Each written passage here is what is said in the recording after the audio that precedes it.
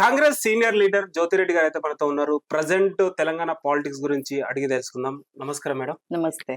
చెప్పండి మేడం, ఈరోజు municipal election result ఎలా ఉండబోతుంది? నాకైతే 85% అయితే గ్యారంటీగా వస్తదని నమ్మకం ఉందండి. ఎందుకు అనంటే గత 2 సంవత్సరాల నుంచి మేము ఏదైతే రిజల్ట్ ఇచ్చామో, మీరు సర్పంచ్‌లో చూసుకుంటే ఆల్మోస్ట్ 70% అయితే రిజల్ట్ ఇచ్చాము. 65-70% రిజల్ట్ ఇచ్చాం. ఇంకా మాకు తెలిసిందేంటంటే దానికంటే కొంచెం ఎక్కువ వర్క్ చేశారు. ప్రతి ఒక్క లీడర్‌ని ప్రతి ఒక్క 10 డివిజన్‌లకి, 10 వార్డ్ మెంబర్‌లకి అట్లా పంపించడం అయితే జరిగింది. అందుకని చిన్న స్థాయి నుంచి పెద్ద స్థాయి కార్యకర్తల వరకు ప్రతి ఊర్లో వెళ్ళి వర్క్ చేశారు. ఊరుల్లో నేను వెళ్ళాను కదా, గత 3 రోజులు నేను వెళ్ళాను. సంగారెడ్డి వెళ్ళాను. సంగారెడ్డి 20 చేశాను నేను. అయితే 3 రోజుల్లో నేను చేస్తే ప్రతి ఒక్కళ్ళు వాళ్ళు ఎట్లా ఉన్నారంటే, కాంగ్రెస్ లో మేము వెళ్ళి అడిగితే అమ్మ మీరు ఎందుకమ్మా వచ్చి చెప్పడము, మా కూతురు అవుతుంది, మా మనవడు అవుతాడు, ఇట్లా ప్రతి అవ్వ కూడా మేము వేస్తామమ్మా, కాంగ్రెస్ కే వేస్తాం, మాకు అన్ని పథకాలు అయితే అందుతున్నాయి అని అయితే చెప్పారు. దాన్ని బట్టి రిజల్ట్ అయితే కంపల్సరీ నేనైతే 80-85% అనుకుంటున్నాను. ఓకే, మీరు సంగారెడ్డి అని చెప్పారు కదా మేడం. నిన్న ఎలక్షన్స్ అప్పుడు కూడా జగ్గారెడ్డి గారు ఒక చిన్న ఇన్సిడెంట్ కూడా జరిగింది. అది సోషల్ మీడియాలో కూడా వైరల్ అవుతుంది. అండ్ ఎలక్షన్ కమిషనర్ గారు కూడా సీరియస్ గా తీసుకున్నారు దాని మీద. అండ్ ఇప్పటి వరకు చూసుకున్నట్టయితే పోలింగ్ లో చూసుకున్నట్టయితే సంగారెడ్డిలో కొంచెం ముందంజలో ఉంది బీఆర్ఎస్. అయితే ఏం చెప్తారు మరి? ఇప్పుడు ఒక్కొక్క చోట ఒక్కొక్కలాగా ఉండొచ్చు. ఇప్పుడు ముందంజలో ఉంటది డెఫినెట్ గా. మనం లాస్ట్ 2 years బ్యాక్ మరి అందరూ టీఆర్ఎస్ వస్తుంది అనుకున్నారు. మరి కాంగ్రెస్ గ్రౌండ్ వర్క్ ఎంత చేసింది? గ్రౌండ్ వర్క్ మీద కూడా డిపెండ్ అయి ఉంటది. అది ఇప్పుడు ముందంజు ఉందా వెనకంజు ఉందా అది అది పక్కన పెడితే, మేము చేసిన వర్క్ కి జగ్గారెడ్డి గారు కూడా మామూలు పర్సన్ ఏం కాదు. ఆయన చాలా down to earth, grass level నుంచి వచ్చిన లీడర్ ఆయన. అందుకని ఆయన ఏమంత తక్కువ అంచనా వేయడానికి లేదు.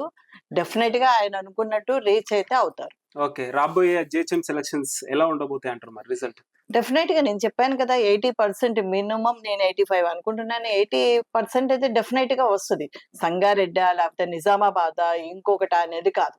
ఓవరాల్ గా అయితే మేమైతే 80% రిజల్ట్ అయితే ఇవ్వగలుగుతాం. ఓకే, తెలంగాణలో కాంగ్రెస్ వచ్చి 2.5 సంవత్సరాలు అవుతుంది. ఎలా ఉంది కాంగ్రెస్ లో? 2.5 సంవత్సరాలు అదే నేను చెప్పేది ఏంటంటే, 2 ఏళ్ళు కంప్లీట్ అయ్యింది.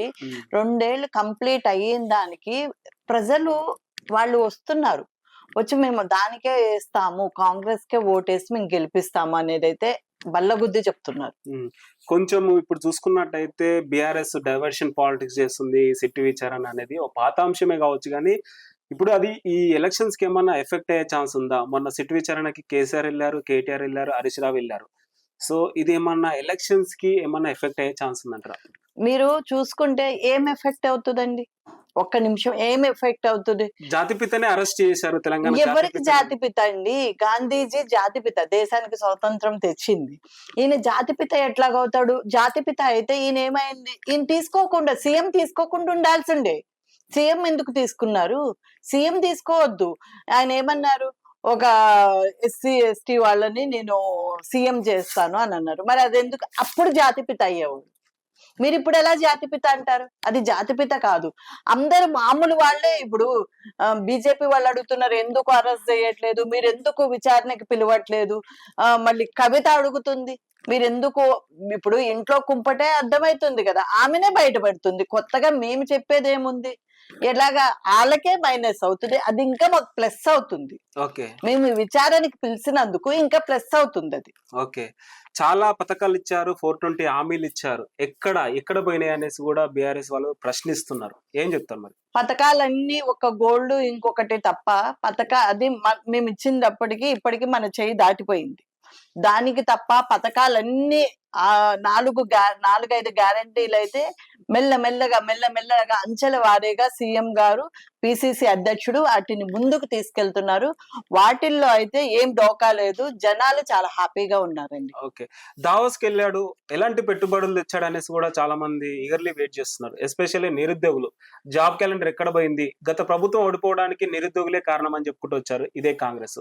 మరి ఇప్పుడు కాంగ్రెస్ అధికారంలోకి వచ్చిన తర్వాత కూడా ఇంకా జాబ్ క్యాలెండర్ అప్డేట్ అయింది అనేసి కూడా ప్రశ్నిస్తున్నారు. ఇప్పుడు మీరు గత 10 ఏళ్ల నుంచి టీఆర్ఎస్ లో మీరు చూసుకుంటే ఎన్ని జాబ్స్ ఇచ్చారు? ఇప్పుడు మేము వచ్చిన 2 ఏళ్ళు కంప్లీట్ అయ్యి 3 నెలలు అవుతుంది.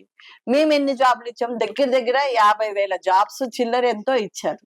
ఇప్పుడు దీని క్యాలెండర్ అనేది అంచెల వారీగా వదులుతారు. ఇప్పుడు గ్రూప్ 1, గ్రూప్ 2 కూడా రిలీజ్ చేస్తున్నారు కదా. ప్రతిదీ అయితే మొత్తము దాన్ని ఖాళీ చేసేసి నాకి పెట్టేశారు. ఇట్లాగా మనం పెరుగన్నం తిన్నాక నాకుతాం కదా, అట్లా నాకి పెట్టేశారు. దాన్ని మెల్లగా సెట్ చేయాలి గాని ఒక్క రోజో, ఒక నెలనో, ఒక సంవత్సరంలోనో అది కాదు. ఫైనాన్షియల్ గా చూసుకోవాలి, మొత్తము రైతులు అన్ని విధాలుగా చూసుకోవాలి. మహిళా ఉపాధి పథకాలు ఇవన్నీ డెవలప్ చేయాలి అని అంటే డెఫినెట్ గా అయితే టైం పడుతుంది.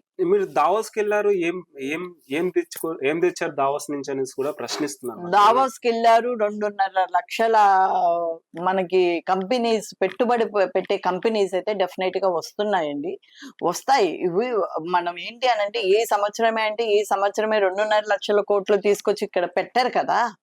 తీసుకొచ్చి అవి మెల్లమెల్లగా మనం ల్యాండ్లు చూపించాలి, వాళ్ళు అభివృద్ధి చేసుకోవాలి, వాళ్ళ ఇన్ఫ్రాస్ట్రక్చర్ కట్టుకోవాలి. అవన్నీ మెల్లగా అయితే అభివృద్ధి జరుగుతాయి. సో ఫైనల్ గా ఏం చెప్తారు మరి? కాంగ్రెస్ అధికారంలోకి వచ్చి 2.5 సంవత్సరాలు అవుతుంది. దొరల పాలన తీసి ప్రజాపాలన తెచ్చామనేసి కూడా అంటున్నారు.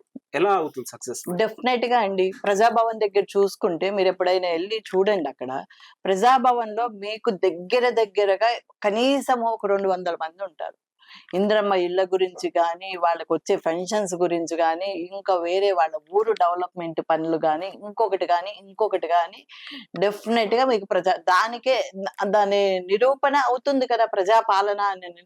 దొరల పాలన ఆయన కేసీఆర్ గారు ఏ రోజైతే అసలు మీకు వచ్చి ఫామ్ హౌస్ దాటి వచ్చారండి? క్యాబినెట్ మీటింగ్ అంటే నేను రాజశేఖర రెడ్డి గారి టైంలో చూశాను, చంద్రబాబు నాయుడు గారి టైంలో చూశాను. 9ంటికి అంటే ఆల్మోస్ట్ 9:30, 10ంటికి క్యాబినెట్ మీటింగ్ స్టార్ట్ అవుతుంది. ఈయన ఎప్పుడు వచ్చేవారు? 3ంటికి, 3:30కి. అది కూడా ఆయనకి ఇష్టం వచ్చినట్టు పెట్టుకునేవారు. ప్రజల ప్రాబ్లమ్స్ ఎప్పుడు డిస్కస్ చేస్తారు? మరి ఆయన అంత ఇది అన్నప్పుడు కేసీఆర్ గారు ఎందుకు రావట్లేదండి? కేసీఆర్ గారు రావాలి కదా, అసెంబ్లీకి రావాలి కదా. నిజంగా సరే మేము తప్పులు చేస్తున్నాం కదా, వచ్చి ప్రశ్నించమనండి. ఎందుకు ప్రశ్నించట్లేదు?